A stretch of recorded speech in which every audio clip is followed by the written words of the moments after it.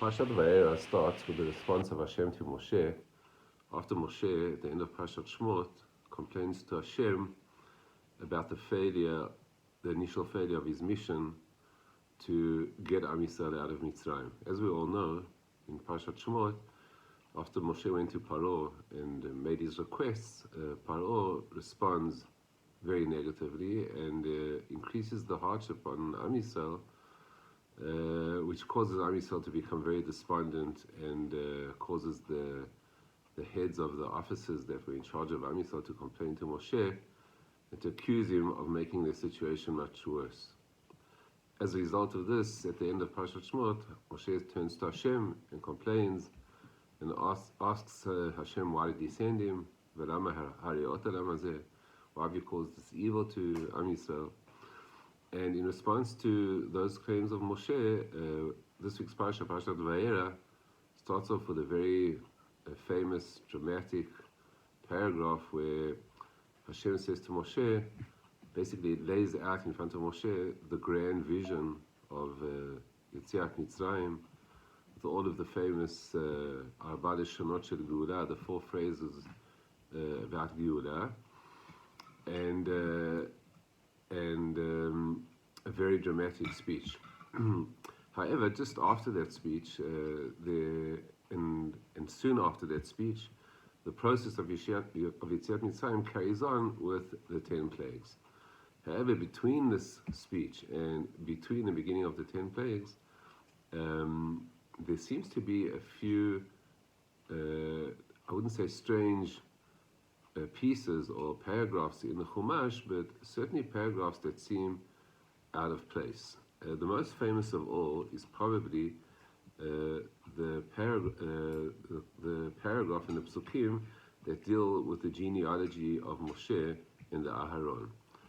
In other words, in Perek Vav, Pasuk Yudaled, the Torah says, Eli Roshei Beit Avotam B'nei Ruvain B'chol Yisrael, and so on and so forth. The Torah starts giving basically a long list of the genealogy of Bnei Yaakov, starting with Ruvain, going through Shimon, eventually getting to Levi, and when the Torah gets to Levi, it starts giving more details about Levi until it branches out to specifically Moshe and Aaron. Now the reason for this is pretty obvious, because obviously the major characters of the story of Yetziat Mitzrayim are Moshe and Aaron. These are the people that Hashem appoints to help or to get the job done of getting Am Yisrael out of Mitzrayim. And therefore, like in other places in the Chumash, it's appropriate that the Torah will give us their family information. As Rashi points out, let's just see the Rashi on that passage. Rashi says, Eli Roshei Beit Avotam, מתוך שהוזקק לייחס שבטו של לוי עד משה ואהרון, בשביל משה ואהרון התחיל ליחסם דרך תולדותם מראובן. In other words, since the Torah's purpose over here is in order to tell us about the yichus of Moshe and Aaron, so the Torah starts from Reuven until it gets to Levi and also Moshe and Aaron, which makes perfect sense. However, what does seem strange is the fact that the Torah decides to do it now. As we all know, the appointment of Moshe by Hashem to lead the Jewish people out of Mitzrayim actually happened way back in Perek Gimel, in the famous episode of the snare, the burning bush. And the question is, why didn't the Torah actually give us this information there? Over here, it seems a bit, the nature is very interruptory into the narrative of what's going on. We're in the process of Yetziat Mitzrayim. True that we're at a stage of maybe some type of crisis, because Moshe is not doing too well against Paro, but Sachakol, we're in the process of Yetziat Mitzrayim, and this seems to be of a very interruptive nature in the narrative. And why is it here? This question has actually been discussed by some of the commentators. There's a famous approach of Rav Hirsch's question, which I'll just mention briefly. It's worthwhile reading on your own. Rav Hirsch has got the famous piece where he says that the reason why the Torah does this here is because until this stage, Moshe has basically failed in his mission.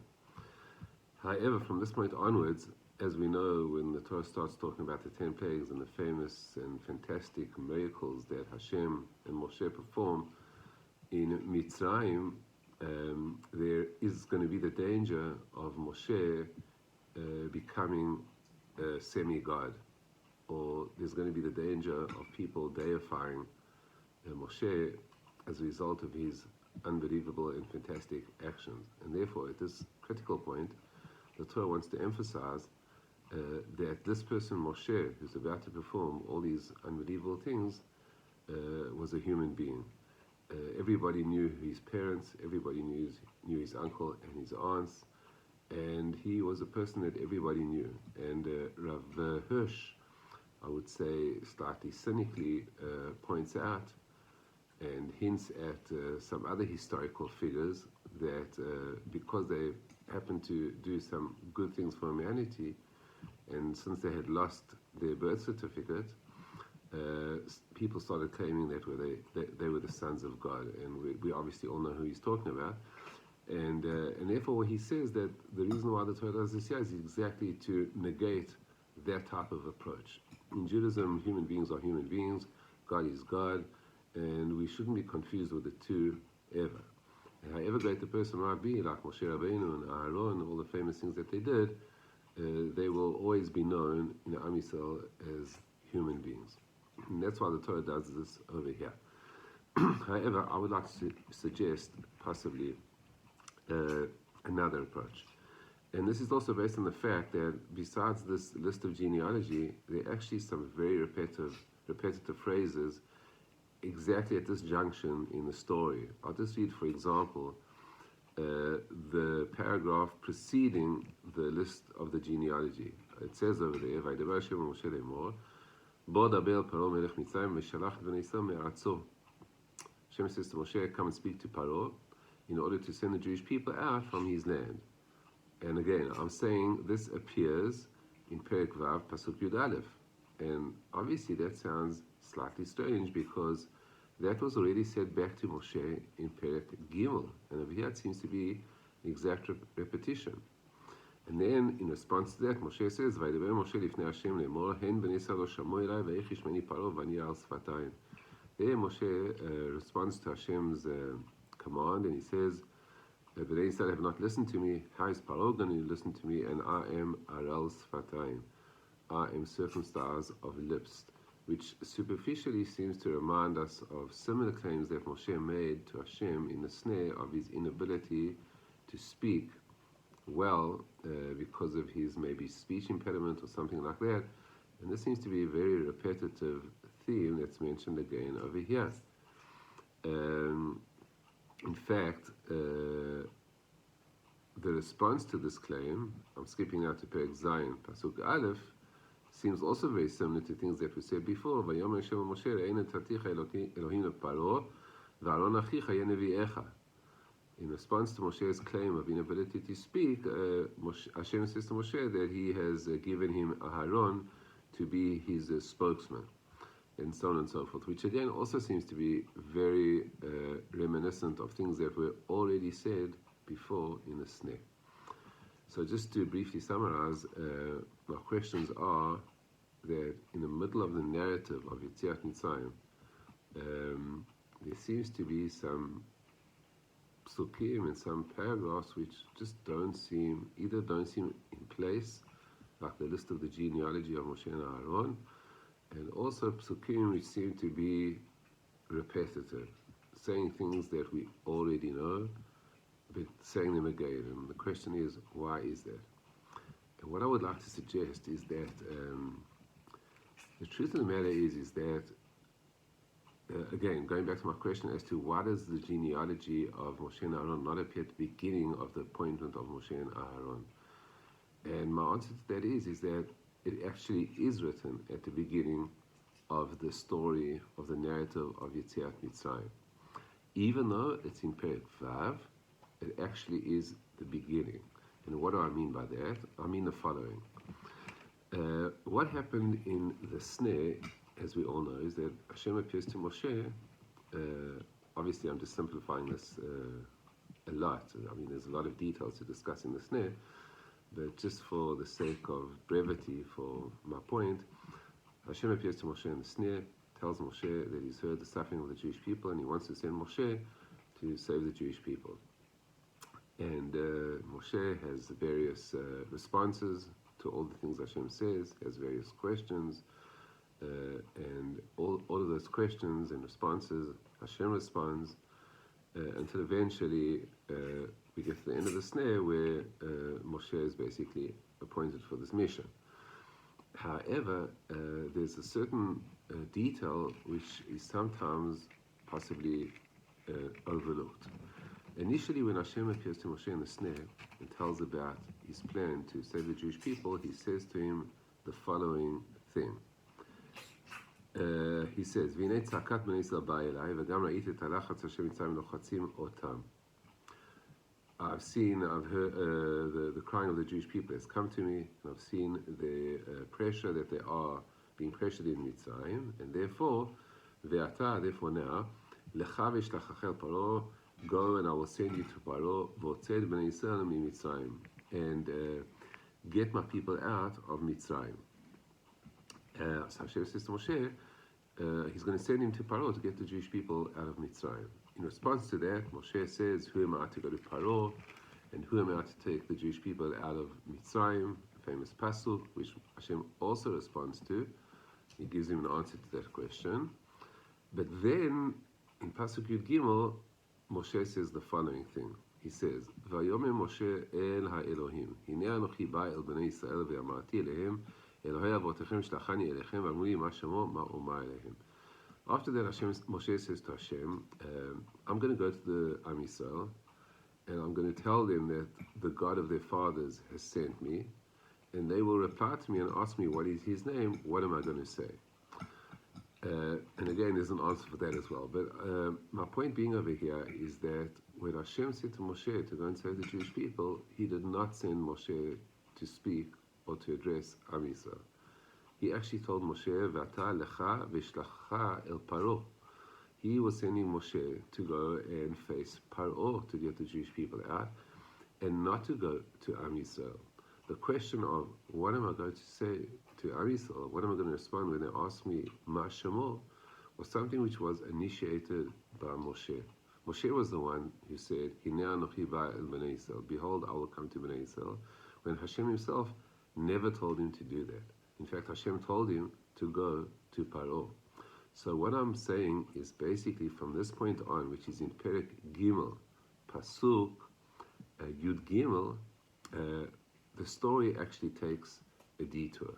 In other words, contrary to what Hashem said to Moshe to go to Paro, in Perek Gimel, Pasuk Yud Gimel, Moshe has a plan to go and actually approach Bnei Yisrael and tell them about this plan. And how did that plan end? How does this deviation from the, if you like, the divine plan, how did this end? And the answer to that question is actually at the beginning of Parshat Va'era. The beginning of Parshat Va'era, which starts off, like we said, with a very famous, dramatic, beautiful psukim about the redemption. Potzeti, v'yitzalti, v'ga'alti, v'lakachti, v'heveti, all those lashonot shel geula, unfortunately come to a very depressing end, because it says over there that Moshe went and told all of these things to Bnei Israel. It says, "Vaydaber Moshe ken el Bnei Israel." Moshe spoke all these beautiful things to Bnei Israel. However, ולא שמעו אל משה מקוצר רוח ומעבודה קשה. However, despite the fact that Moshe was telling them all this, nobody could hear.